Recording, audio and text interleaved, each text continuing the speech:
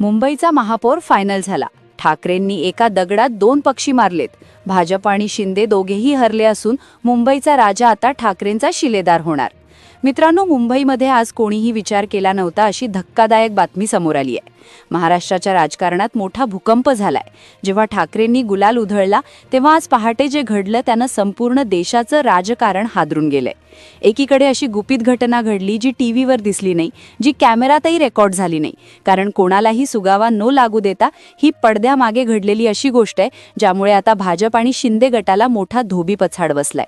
उद्धव ठाकरेंनी असा काही पत्ता टाकलाय की ज्यामुळे मुंबईचा राजा ठाकरेंचाच होणार. कालपर्यंत भाजपला सर्वाधिक जागा मिळाल्या होत्या. त्यांच्या सोबत असणाऱ्या शिंदेंच्या शिवसेनेला 29 जागा मिळाल्या होत्या. दोघांच्या बहुमताने मुंबईचा महापौर महायुतीचाच होणार अशी चर्चा गल्लीपासून दिल्लीपर्यंत सुरू होती. पण काल रात्रीच्या अंधारात अशा काही हालचाली वाढल्या. काही गाड्यांचा ताफा मातोश्रीकडे गेला आणि त्यानंतर सगळं चित्र बदललं. सर्वांना वाटत होतं की ज्यांच्याकडे आकडे, ज्यांच्याकडे बहुमत त्यांचीच सत्ता येणार. पण आकड्यांचा खेळ संपवणारा डाव टाकलाय उद्धव ठाकरेंनी, ज्यामुळे आता मुंबईतील मराठी माणूस प्रचंड खुश झालाय. मग नेमकं असं काय घडलंय मुंबईमध्ये? रात्रीच्या अंधारात कोण कोणाला भेटलं? भाजप आणि शिंदे हे दोघे कसे काय हरले? एकनाथ शिंदेंच्या तावडीतून कोण निसटलं आणि ठाकरेंना मिळालं? उद्धव ठाकरेंनी नेमका असा काय चमत्कार केला की एका रात्रीत सगळा गेमच पलटला? सर्व काही जाणून घेऊया आजच्या या विशेष 40 रिपोर्टमध्ये. मुंबई देशाची आर्थिक राजधानी आणि याच मुंबईच्या सत्तेचा रिमोट कंट्रोल कोणाकडे असणार याचा फैसला झालाय असं सर्वांना वाटत होतं. पण आज पहाटे जे घडलं त्यानं संपूर्ण महाराष्ट्राचं राजकारण हादरून गेलंय. टीव्ही चॅनलवर जे दिसतंय त्यापेक्षा पडद्यामागे काहीतरी भयंकर घडतंय. कोणालाही सुगावा लागू न देता उद्धव ठाकरेंनी असा काही पत्ता टाकलाय की एका दगडात 2 पक्षी मरण्याची वेळ आलीय. भाजप आणि शिंदे गट दोघांनाही धोबीपछाड देण्याची तयारी पूर्ण झालीय.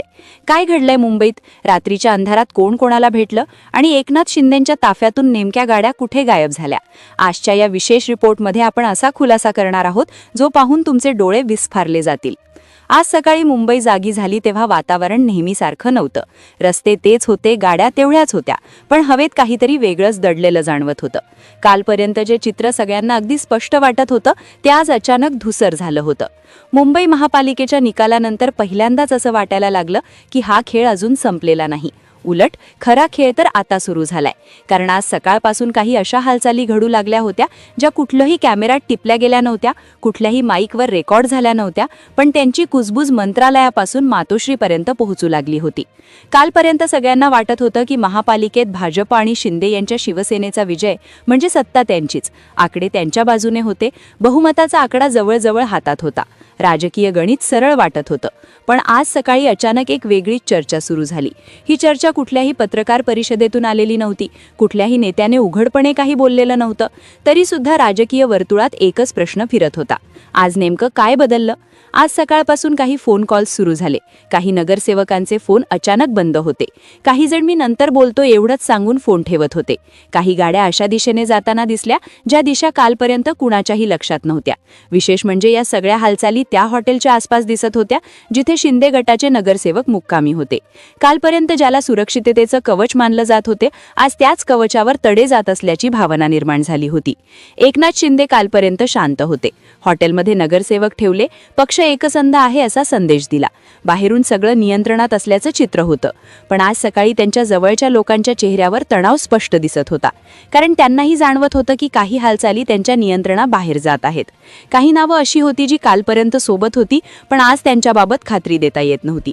आणि राजकारणात खात्री संपली की भीती सुरू होते. दुसरीकडे भाजपच्या गोटातही आज सकाळपासून शांतता नव्हती.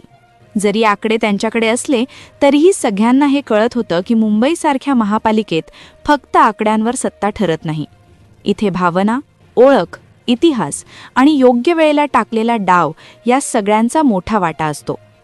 मराठी अस्मिता, शिवसेना, मुंबईची ओळख हे सगळे मुद्दे पुन्हा एकदा चर्चेत आले होते. आणि याच मुद्द्यांवर कुणीतरी हळूच आपले डाव टाकायला सुरुवात केली होती. याच वेळेत मातोश्रीवर हालचाली वाढल्या. आज सकाळी तिथे नेहमीपेक्षा जास्त गाड्यांची ये-जा होती. काही नेते जे कालपर्यंत पूर्णपणे शांत होते ते आज अचानक सक्रिय झाले होते. कुठेही मोठी बैठक जाहीर नव्हती. कुठलाही अधिकृत कार्यक्रम नव्हता.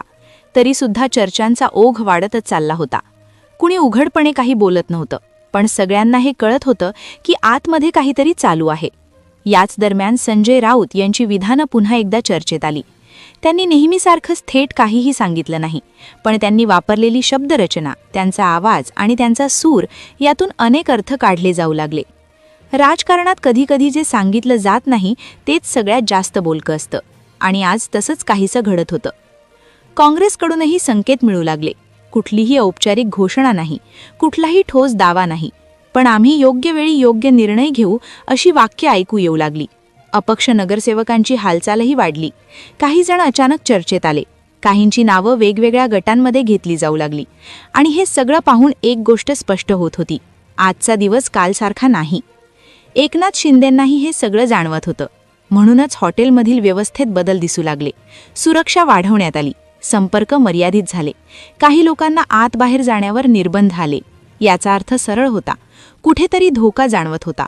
कारण जर सगळं नियंत्रणात असतं तर इतकी घाई, इतकी काळजी लागली नसती. भाजपसाठी ही परिस्थिती तितकी सोपी नव्हती, कारण शिंदे गटात जर हालचाल झाली तर संपूर्ण गणित बदलू शकत होतं. म्हणूनच भाजपकडूनही वेगवेगळ्या पातळ्यांवर संपर्क सुरू झाले. काही जुने संबंध पुन्हा सक्रिय झाले, काही फोन कॉल्स झाले जे कधीच सार्वजनिक होणार नव्हते. पण या सगळ्यात एक नाव सतत चर्चेत राहिलं: उद्धव ठाकरे. कालपर्यंत अनेकांना वाटत होतं की उद्धव ठाकरे या खेळात बाहेर आहेत, पण आज सकाळपासून चित्र बदलायला लागलं. त्यांच्या एका वाक्याने, एका संकेताने सगळ्यांची झोप उडवली होती. देवाची इच्छा असेल तर हे वाक्य साधन होतं. राजकारणात देवाची इच्छा म्हणजे अनेक वेळा माणसांची तयारी असते, आणि ही तयारी आज सकाळपासून दिसू लागली होती. राज ठाकरे यांचं नावही पुन्हा चर्चेत आलं. थेट नाही, पण संदर्भांमधून. काही लोकांनी भेटी झाल्याच्या चर्चा केल्या, काहींनी फक्त शक्यता मांडल्या. पण एवढं नक्की होतं की ठाकरे हे आडनाव पुन्हा केंद्रस्थानी आलं होतं, आणि हीच गोष्ट काही लोकांना अस्वस्थ करणारी होती. आज दुपारपर्यंत मुंबईच्या राजकीय वर्तुळात एक वेगळीच हवा होती. कुणीही उघडपणे काही बोलत नव्हतं, पण प्रत्येकजण काहीतरी घडणार आहे याची वाट पाहत होता. फोनवर बोलताना शब्द जपले जात होते, भेटी घेताना दरवाजे बंद ठेवले जात होते. निर्णय जवळ येत होता हे सगळ्यांनाच जाणवत होतं. या सगळ्या घडामोडींमध्ये एक गोष्ट हळूहळू स्पष्ट होत होती: उद्धव ठाकरे कोणताही गोंगाट न करता, कोणतीही थेट घोषणा न करता दोन्ही बाजूंवर दबाव निर्माण करत होते. भाजपलाही अस्वस्थ करत होते आणि शिंदे गटालाही. म्हणूनच एका दगडात दोन पक्षी अशी चर्चा सुरू झाली होती. पण हा डाव खरा आहे का की फक्त अफवांचा खेळ आहे, हा प्रश्न अजूनही अनुत्तरित होता. कारण राजकारणात शेवटपर्यंत काहीही ठरलेलं नसतं. आज जे अशक्य वाटतं ते उद्या शक्य होतं, आणि आज जे निश्चित वाटतं ते उद्या कोसळू शकतं. आता या सगळ्या घडामोडींचा विचार केला तर शेवटी चित्र तीनच दिशांनी जाऊ शकतं. पहिली दिशा अशी की भाजप आणि शिंदे यांच्यात तडजोड होईल. 2.5 वर्षांचा फॉर्म्युला मान्य केला जाईल आणि महायुती टिकवली जाईल. दुसरी दिशा अशी की शिंदे गटातील काही नगरसेवक वेगळा निर्णय घेतील आणि उद्धव ठाकरे, काँग्रेस आणि अपक्ष मिळून नवी आघाडी उभी राहील. आणि तिसरी दिशा अशी की राजकारणात जसं अनेकदा घडतं तसे एखादं पूर्णपणे अनपेक्षित समीकरण तयार होईल, ज्याचा विचारच कुणीही करत नाही. आणि आता या सगळ्या चर्चांमध्ये, अफवांमध्ये, हालचालींमध्ये एक गोष्ट मात्र नक्की आहे: सगळ्यांचं लक्ष एका दिवसाकडे लागलं आहे. त्या दिवशी कोण कुठे उभं राहतं, कोण गैरहजर राहतो आणि कोण शेवटच्या क्षणी बाजू बदलतो, यावरच सगळे ठरणार आहे. कारण तोच दिवस ठरवेल मुंबईचा महापौर नेमका कोण होणार. आता इथे एक गोष्ट स्पष्ट सांगतो: आज तुम्ही जे ऐकलंय ते अफवा नाहीत, पण ते अंतिम सत्यही नाही. राजकारणात जे दिसतं ते नेहमी घडत असतं असं नाही, आणि जे खरंच घडत असतं ते अनेकदा शेवटपर्यंत दिसतं असंही नाही. आज मुंबईच्या महापालिकेच्या बाबतीत नेमकं हे सुरू आहे. प्रत्येक बाजू आपला डाव टाकते, प्रत्येक गट आपली ताकद दाखवतोय, पण अंतिम निर्णय अजून झालेला नाहीये. खरा प्रश्न इतकाच आहे की मतदानाच्या दिवशी कोण कुठे उभा राहतो, कोण शेवटच्या क्षणी शांत राहतो आणि कोण आपली भूमिका बदलतो. म्हणूनच मी तुम्हाला विचारतो, तुमच्या मते पुढे नेमकं काय होणार? भाजप, शिंदे की ठाकरे, की यापेक्षा पूर्ण वेगळंच काही? तुमचं मत कमेंटमध्ये नक्की सांगा. आणि अशा सविस्तर पडद्यामागच्या घडामोडीसाठी चॅनलला सबस्क्राईब करायला विसरू नका, कारण हा खेळ अजून संपलेला नाही.